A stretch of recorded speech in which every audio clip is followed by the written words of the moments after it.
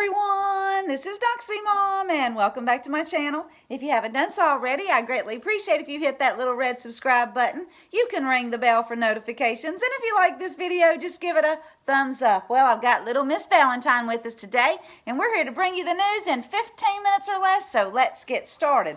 Let's start off with some good news, shall we? Now, the Gateway Pundit, they published an article entitled President Trump on Warpath with a deep state hit list to oust never-Trumpers. Apparently, over the last year and a half, President Trump and his allies have assembled a list of anti-Trump officials, disloyal personnel that need to be removed and replaced with true patriots. The ousting of corrupt U.S. Attorney Jussie was just the beginning. That when President Trump reviewed a memo of all of Lou's misdeeds before making the decision to withdraw her name from being appointed to the Treasury Department. And she is just one of many that Trump is reviewing. Now, the list is being compiled by a conservative activist network headed by Jenny Thomas and GOP Senate staffer Barbara Leiden. The group is being called Groundswell, and members meet every Wednesday at Judicial Watch's office in D.C. They are funneling names of bad people to the president. And the president knows there are deep state players in our government, and he wants them fired and replaced ASAP. So this is exactly what needs to happen.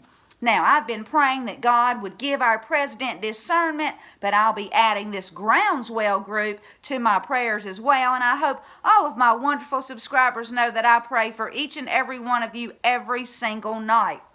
Now, some potential hires that have been made are as follows. Sheriff David Clark for a senior Homeland Security role, Dan Bongino for Homeland Security or a counterterrorism role, Devin Nunes's aide, Derek Harvey for the National Security Council, along with Federalist contributor Ben Weingarten and radio talk show host Chris Plant for press secretary. And guys, these all sound like excellent choices to me. So it's just wonderful news to know that the deep state players are being exposed. And I'll leave a link.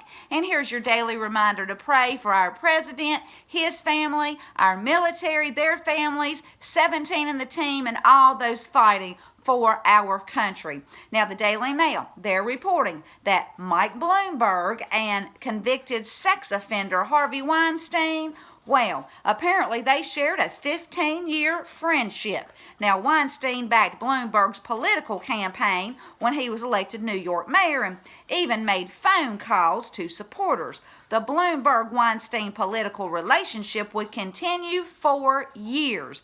Harvey helped lend Democrat credibility and Hollywood cachet to Bloomberg's re-election, and the two, well, they teamed up for a lucrative tax break that benefited the film industry and helped draw attention to the city of New York. And they even pushed in 2002 to bring the Oscars to Manhattan. Bloomberg teamed with Weinstein at events to promote New York City, his charity, and his own election efforts. The association between the two men would extend through Bloomberg's 3 terms as mayor, attending all kinds of events together over the 15 years and helping each other out. Then, in 2017, Bloomberg was asked by a reporter if he was ever friendly with Weinstein after multiple women brought accusations against him for alleged sexual misconduct. And you know what Bloomberg said? He said, "No, we gave him an award for a movie once." What a liar. Well, I don't think we're going to have to worry about Bloomberg for much longer, and I'll leave a link. Now, according to the Manhattan District Attorney, it's a new day because 8 women changed the course of history in the fight against sexual violence. Harvey Weinstein has finally been held accountable for crimes he committed. Weinstein is a vicious, serial sexual predator who used his power to threaten, rape, assault, trick, humiliate, and silence his victims. He's been found guilty of criminal sex act in the first degree and will face on that count a state prison sentence of no less than 5 years and up to 25 years in prison. The jury also found Weinstein guilty of third-degree rape, which carries a maximum sentence of 4 years, and Harvey, well, he must register as a sex offender. Harvey was handcuffed and remanded into custody, and he will be sentenced on March 11th. Now, the district attorney also pointed out that rape is rape, whether it's committed by a stranger in a dark alley or by an intimate partner in a working relationship, and he is absolutely right. These brave women came forward. They spoke their story to the world at great personal risk and in great personal pain. And because of their heroic actions to pursue justice, justice will be served. Weinstein, with his manipulations, his resources, his attorneys, and his spies, did everything he could to silence the survivors, but they refused to be silenced, and they held Weinstein accountable, and I say good for them, and I'll leave a link. Now, it looks like March will be a busy court month since Jussie Smollett's next court date will be March 18th. Now, on Monday, February 24th, of course, Jussie pleaded not guilty to new felony charges related to allegations that he paid to stage an attack on himself last January. Jussie, who was charged with a 6-count indictment of disorderly conduct for allegedly making false statements to the police about the attack, well, he was released on a $20,000 bond.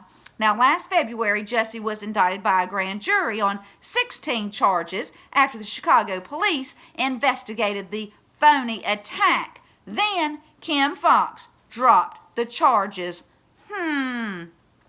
Anyway, Jussie will be heading back to court next month, and then hopefully he will be heading straight to prison. So I'll keep you posted on all of it, and I'll leave a link. And I'm going to leave you with Psalm 37. You know, yesterday I read verses 1 through 9. Today we'll be looking at verses 10 through 17. A little while, and the wicked will be no more.